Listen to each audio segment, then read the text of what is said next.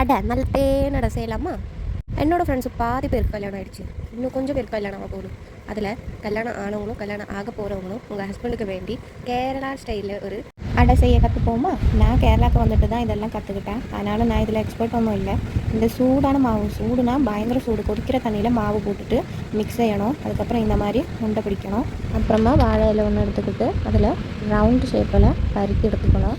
கையில் ஃபோன் இருக்கிறதுனால ரவுண்டு ஷேப்பே வரமாட்டேங்குது. இப்படியோ ஒரு வழியாக ரவுண்டு செஞ்சுட்டேன். இதுக்குள்ளே ஃபில்லிங் சேர்க்க போகிறேன். இதுக்குள்ளே வைக்கிறதுக்கான ஃபில்லிங்கு தேங்காய், இங்கே நாளிகேரம்னு சொல்லுவாங்க, சர்க்கரை, ഇവിടെ இங்கே பஞ்சாரன்னு சொல்லுவாங்க, இன்னும் கொஞ்சம் ஏலக்காய், இது 3 மிக்ஸ் செய்துட்டு, அதாவது மெல்ட்டாக வாட்டை என்னவோ பண்ணிப்போங்க, அது செஞ்சுட்டு அதுக்குள்ளே வச்சு நல்லா ஸ்ப்ரெட் இது வச்சுக்கோங்க.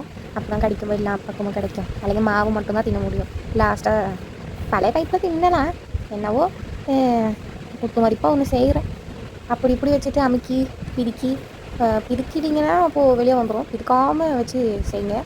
அப்போது இதுதான் நம்மளோட இலை அடை.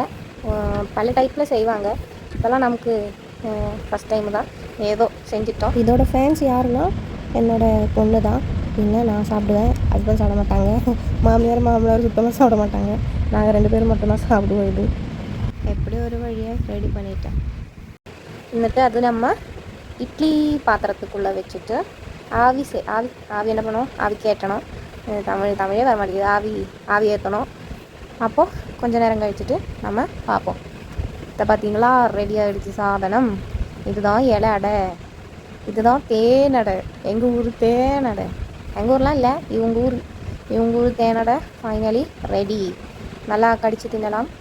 இந்த லாஸ்ட் எட்ஜில் மாவு இருக்கும். ஒவ்வொருத்தரும் ஒரு டைப்பில் சாப்பிடுவாங்க. நான் ஃபஸ்ட்டு மாவு தின்னுவேன், அதுக்கப்புறமா நடுவில் ஃபில்லிங் சாப்பிடுவேன். வீடியோ பிடிச்சிருந்தால் லைக் பண்ணுங்க, ஷேர் பண்ணுங்க, கமெண்ட் பண்ணுங்க, ஃபாலோ பண்ணுங்க. Bye by.